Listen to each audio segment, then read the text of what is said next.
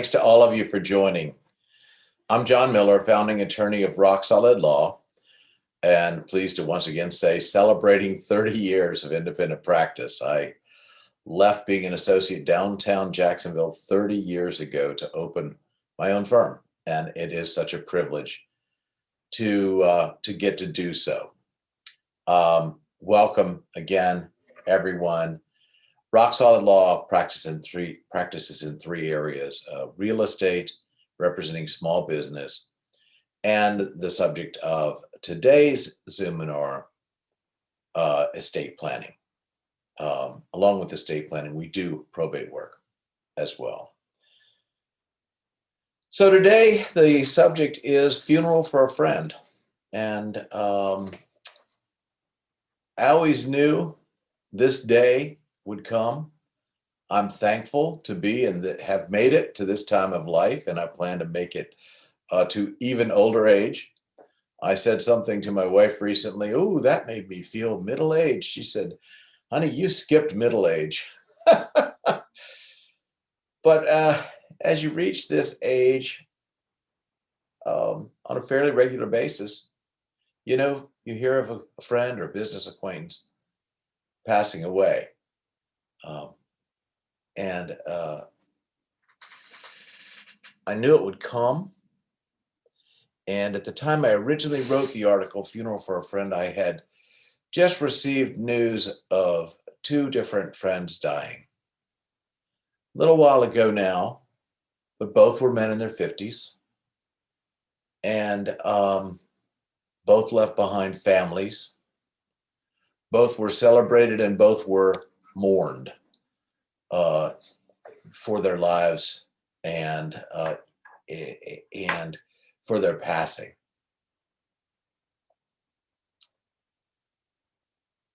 We were lucky when we were young, our family. We didn't lose anybody except for grandparents. The natural order occurred.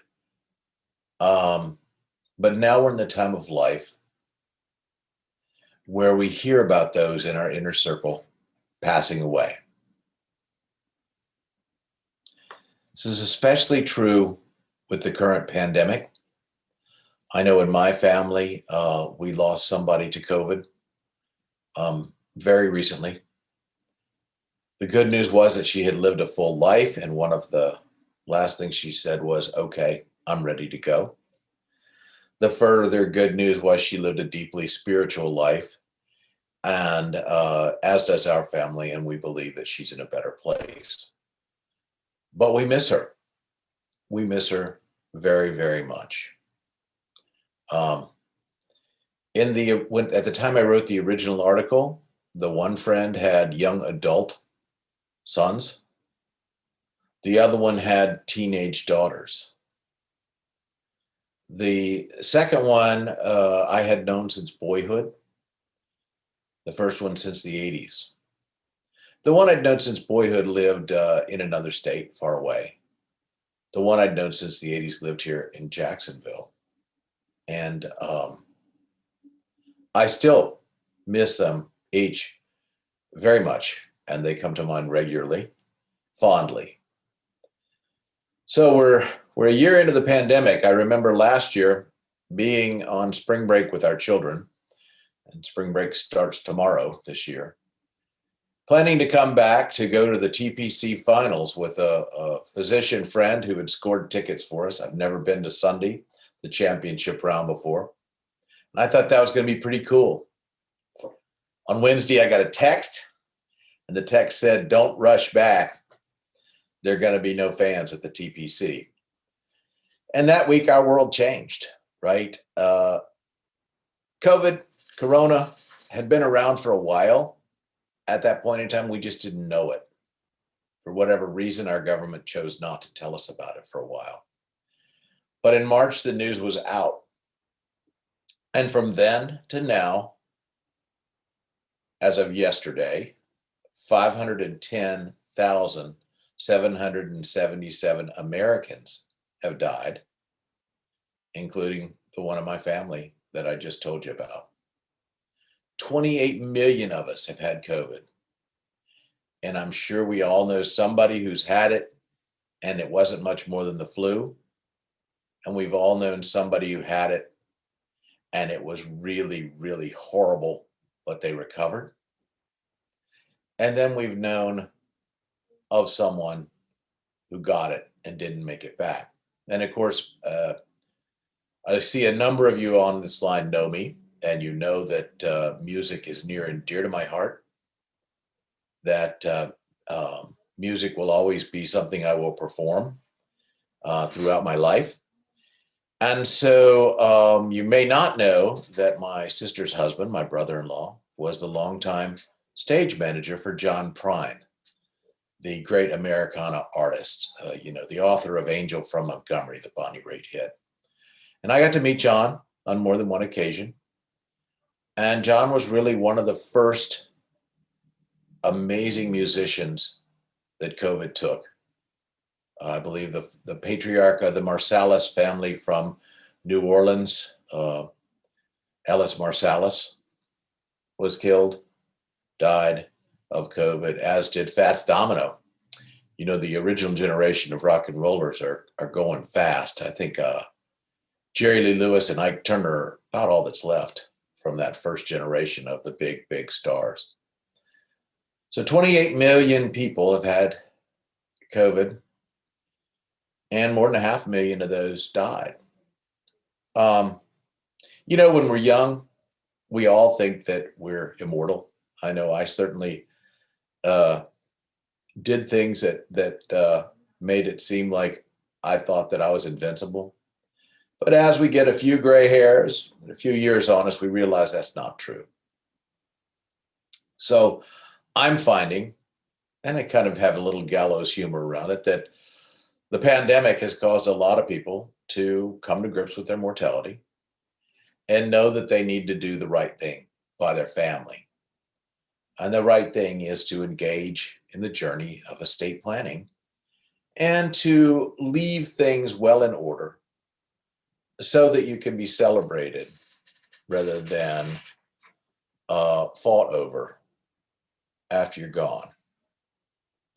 So just to leave that subject, if you haven't been touched by the pandemic, congratulations. Consider yourself blessed, because I talk to very, very few people who have not. And candidly, a sad part of my wonderful job is that people come to see me basically after they've had a loss, right?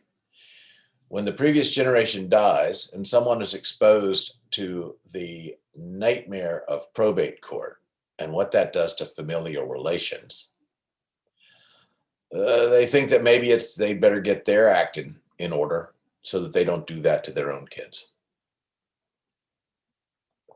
or whoever else they love. So I've often said time is our most valuable commodity and that we need to spend it well. I've heard people say, oh my gosh, but if I engage in estate planning and talk about death, certainly I'll die next week. Really? It doesn't work like that. Let's talk about a bag full of $1 million silver coins, and close our eyes. And I'm pretty sure when we open our eyes, none of us on this call are going to have a bag full of $1 million silver dollars, right? I would argue the opposite.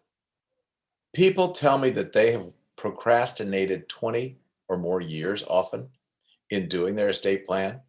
I've meant to do it the whole time. It's been on my list. And I'll tell you what they do after they finish signing.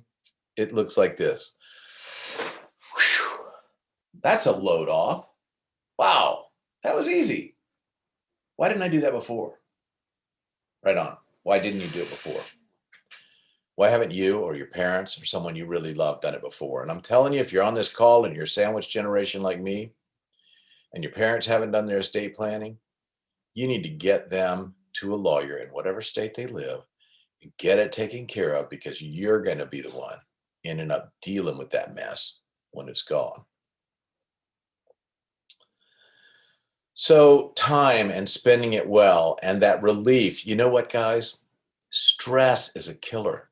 Stress causes strokes. Stress causes heart attacks. Stress causes us to shorten the length of our life, and stress is a choice. In this case, the stress relief of finally getting that thing done that is on your lifetime bucket list that you know you need to do, I would argue relieves you of stress and leaves your mind free to think about more joyful things. And therefore, in this non-physician's opinion, will actually lengthen your life. One less stressor. If you knock off a stressor every month, your life will elongate. So for any of you that are new, I'm looking at the list. It's hard for me to remember everybody. I think we do have new people. Again, the chat bar is about right there. No question is a bad question. All right. We have an agreement among ourselves that everything on this call is privileged and will remain so. And if you were to ask a question that's a bit too specific for a group discussion, I'd be glad to take that offline and answer it one-on-one with you. So don't sweat that. If you need to contact me later, that's questions at Rock Solid Law, or pop a question into the question and answer bar and we'll hit it at the end of the session. So the friends that I said that died, I don't know about the one because he lived in another state, but the musician, the dad, the husband, he'd come in to see me a good time before, and he had a plan in place. So his directions to his sons, to his family, to his wife were all right there written out. He left a plan. And I'm telling you, everybody has complications, blended family, right? Like so many American families, people that have kids with somebody else and then get together. And it's really important that you don't give those people the opportunity to fight. Because I hate to say it, but I've seen it over and over and over again. Now look, people like to talk about estate planning like it's about death. You know who you are. Like it's about a will, like it's about a trust, like it's about a living will, or any other number of documents that are part of the process. It's just not. It's just not. Estate planning is about writing the story of your historic life with an emphasis on what you value, not anybody else, you, and what your goals are. Time, think about it. 1 minute, it's not too late. The next minute, it's too late. Thinking about my funerals for my friends. And yeah, I attended. This was pre-pandemic. And one of the saddest things for me right now in this pandemic is people are going without anybody there to hold their hand. And celebrations are being postponed. So family closure is not happening.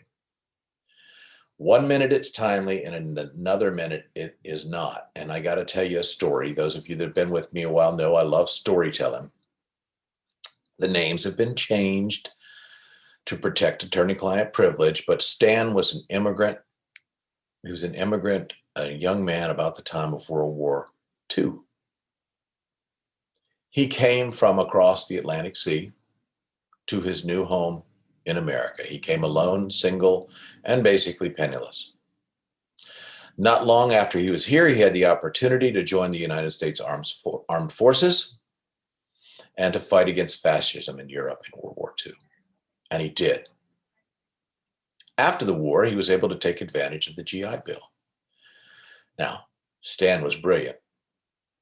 Stan got an undergraduate degree and ended up, through the GI Bill, getting a graduate degree in physics from Harvard. Very bright guy. Went to work for a Fortune, probably 100, certainly 500 company, spent his entire career there in their physics lab, developing products for them. And I imagine he was really, really good at it. I met him later on. He was already retired, and I was able to help him with a little real estate project. Guess I did a good job, because a little while later he called me up and he says, "Mr. Miller," he's a very formal man, elderly gentleman, probably late middle age, so early old age, I guess. I don't know what to call it. Anyway, "Mr. Miller, I need to talk to you about some estate planning. So we made an appointment. Come on in. Let's talk. Let's talk. So he comes in and he tells me, I'm really not ready for a will, but I want to do all those other things: power of attorney, healthcare surrogate, a living will, HIPAA release, all those other things you do. But I'm not ready for a will. I'm like, yeah, really, it doesn't make a lot of sense to do your estate plan without a will or a trust, depending on your scenario. And he said, that's okay. I don't have a lot of people. I'm a bachelor, lifelong confirmed bachelor. My sister's already died, but she had 2 daughters. And one of those daughters has a son, and he's the apple of my eye. And I want to take care of him. And more than anything, I want to make sure he gets my coin collection. I'm talking Roman coins, complete collections. I'm not a coin collector, but it was really cool, the stuff he had, right? And the mom of that little boy was the nicest, sweetest person you'd ever meet. Like right out of Central Casting from The Wizard of Oz, the Good Witch, Glinda, right? And then there was her sister. I believe the name is Elphaba, if you follow Wicked. That sister was the Wicked Witch of the West, but she was still his niece. And what he was struggling with and why he wouldn't do a will was whether to disinherit her, because he really wanted everything to go toward that great nephew of his. So I banged the table and did all that I could do at that point in my career to say, you really need to do a will now. We can always change it later. And he said, I'm not doing it. So we did the other documents for him and took care of the needs he requested. And off he went. I'll be back in 3 years, Mr. Miller. 3 years, we'll do that. We'll do that will. Yes, sir. Yes, sir. Stay in touch. 6 months later, I returned to my office from an outside meeting. And there was a message from Stan. That we use the regular old phone message, the kind that writes in duplicate and gets put in the little clip on your desk. I still use that process today. And the message said, and I quote, I'll never forget it, I'm dying and I ain't got no will. Now, Stan didn't talk like that, right? He was a Harvard-educated physicist. He was very formal.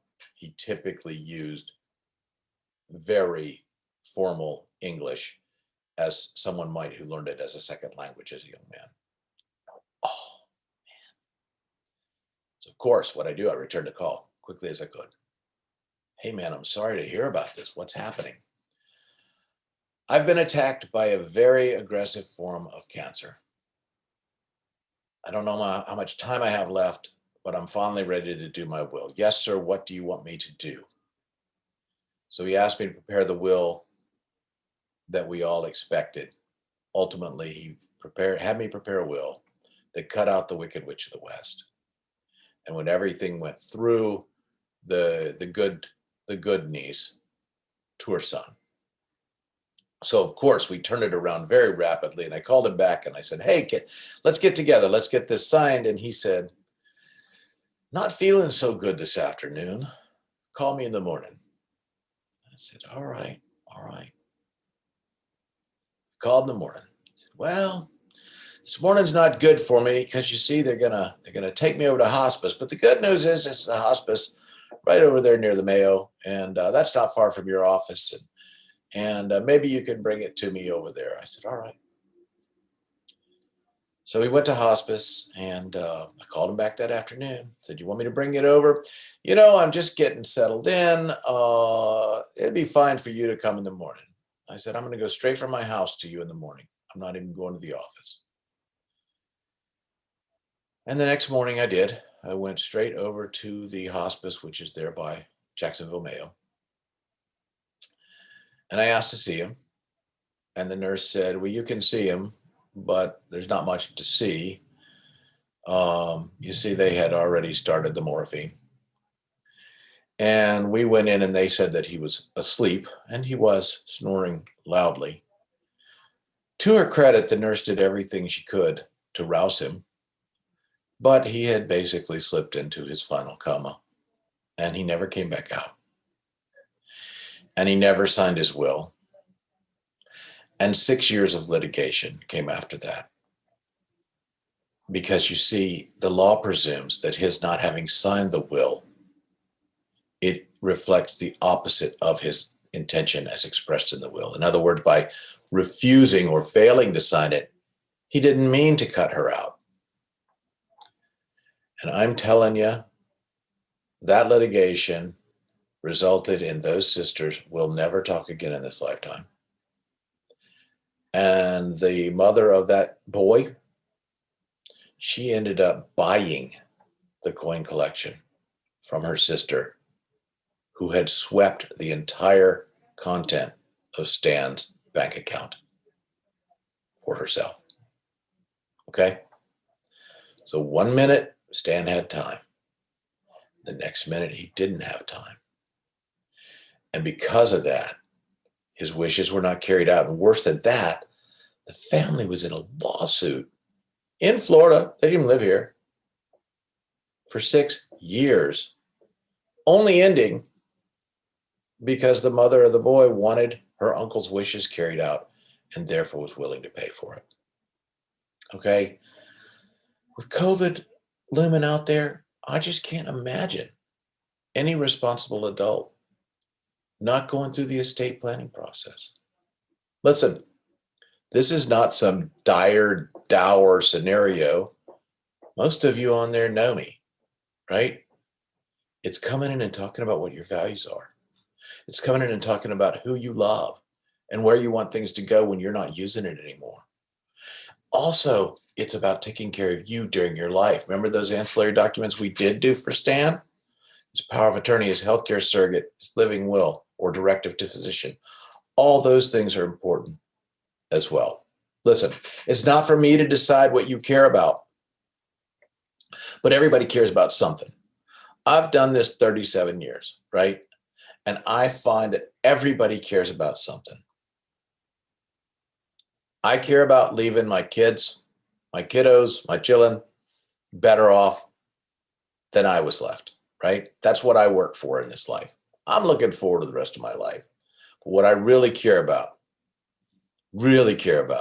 is a leg up for my 2 children. But that doesn't have to be your priority. I'm here to help you make whatever you care about a reality.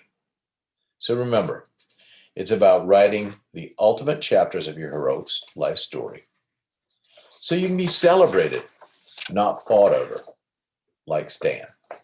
It can be your heirs. It can be about your legacy. Seriously, think about it. How long has it been since you went to a funeral or found out that a friend or acquaintance had died? Show your love to those you treasure before it's too late. And yep, as part of the process, we're going to help you keep all or as much as possible of what you've earned to share with who or what you want. And if it's a charity, I'm totally delighted to help you with that. And we're going to use every strategy available to us to make sure that the maximum amount of what you had goes to somebody other than the IRS. So this process is about whether you're only going to pay the mandatory taxes or whether you're going to choose to pay voluntary taxes too. Americans love to disagree about things, but almost nobody says they want to give the IRS more than they have to. It's about maximizing your prosperity during your life, and yes, about who you'll share your love with in your life's abundance. Who do you treasure or what do you treasure? And we help you share it how you want and when you want. We help you avoid unintentional disinheritance. And yep, it happens all the time. Look at Stan's great nephew.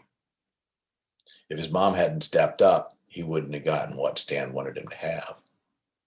Part of the process is also about asset protection to protect you from liens, lawsuits, judgments, and I like to say your future son-in-law, right? We try to protect our children from the mistakes they will make, and we can do that. It's important because statistics show that American families typically go from rags to riches to rags in 3 or possibly 4 generations. Except which families? The ones that plan. the multi-generational dynastic family trust. You know, the Kennedys go on and on and on in Kennebunkport, right? So have you heard that before? I mean, wow, don't you want to preserve what you've built for those that you love the most? It's a sad fact in America. 80%, 80% of us go through probate. And 68% do not have a proper plan. So 12% have decided to go through probate. And you know what? For the lowest socioeconomic groups, it works. Excuse me. But with 80% going through probate, that means there's going to be shrinkage of their estate before their loved ones get it. 80% of people. And it's somewhere between 10 and 60%, all things considered. Would you really like to give 40 cents to your loved ones rather than 90, 95, or even 100% with a little good planning? 8 out of 10 people, 8 out of 10 people are subjecting their families to probate, a lawsuit. None of us like to go to court. Heck, I used to do it. I didn't like doing it. So that's why I do this kind of practice and help business owners and close real estate. Why? Because courts roll of a dice.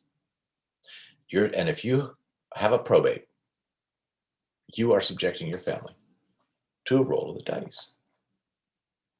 They're going to pay the lawyers. They're going to pay the accountants. They're going to pay the business evaluators. They're going to pay the appraisers. They're going to pay the CPAs. They're going to pay a whole lot of people you don't know. And that's who you're going to inherit if you don't plan. Listen, you think that's good for your family tree? No, I call it burning down the family tree. You want to strengthen your family tree? Get a plan in place. Get a plan in place. So, for those of you who've done nothing at all, your first problem is that you've done nothing to alleviate any of the excessive cost, delay, and publicity of probate. Let's avoid that. We could do it. We have the means. We have the strategies for you. You have got to fight for your family because nobody else is going to do it for you. You got to fight for what you value. That's what an estate plan really is. So wouldn't it be important to preserve what you've earned and to pass it down to whomever you choose? As I said, we've got an array of tools, devices, methodologies, strategies, all of which, or some of which, will work for you. All right. Another little point, I've been invited, this is really fun for my law practice, I've been invited into a small national collaborative, which features arguably some of the best lawyers nationwide. This is not a paid group. This is a group that said, John Miller, we'd like you to be our Florida point person. Arguably unsurpassed in excellence in estate planning. So we can help mom and pop, and I can help the very highest end among you get the right plan in place. These guys have served Nobel Peace Prize winners and former presidents of the United States. And they take my calls, and I think that's a really cool thing. So I want you to feel very comfortable that you're going to get the very best in service. This team helps you earn your money, keep your money, and share your money. I'm on the keep your money and share your money side of that. So time, man, it's ticking. It's ticking. There's a pandemic out there. It's a silent, stalking beast. It's got a member of my family recently. I don't want it to get you. And I don't want it to get the people you love at all, and certainly not before you take care of your business. So again, back to the original Funeral for a Friend article, which we sent out a few years ago. The local guy was a musician and a business owner, and he's one of those guys everybody loved. So one of the things I'm cherishing about that point in time, in addition to his having been a good friend, and for me to get to make some music with him during his life, he allowed me to be his legal advisor. Listen, yes, I'm a small business owner. And yes, we have to earn our money so that we can keep our employees employed and help people. But for me, it's truly a privilege to be entrusted to represent his successful business and to have been entrusted to be his personal legal advisor, including his estate plan. I'm beyond grateful that he and his wife allowed me and my law firm to help them plan for a day that came admittedly far too soon.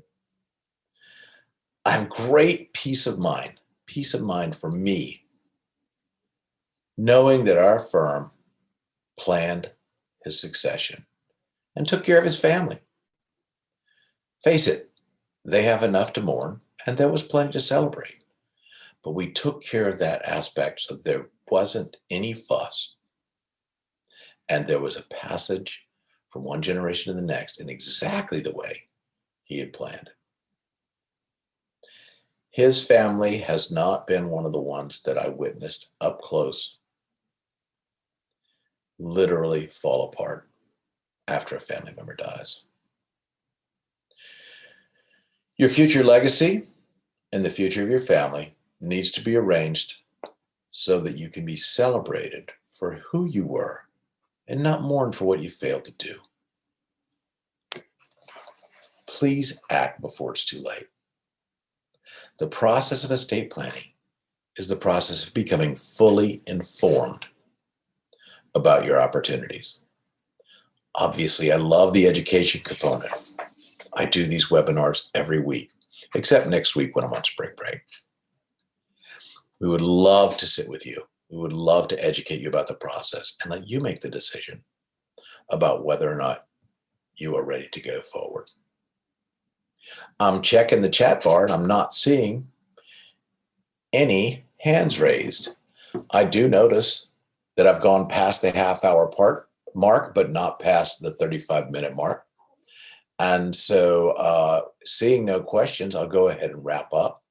I notice everybody that was on the call stayed on the call, and I really appreciate that. That makes me feel really good. I hope this was valuable for each of you. Again, if you have questions, you want to go to questions@rocksolidlaw.com and send them over to us. And I'll see you in 2 weeks, hopefully with a little better tan, because I'm going on spring break with my kiddos. Much love for, there is a chat bar. Let me check it. Oh, thank you. Very valuable and eye-opening. I really appreciate that feedback. It means the world to me.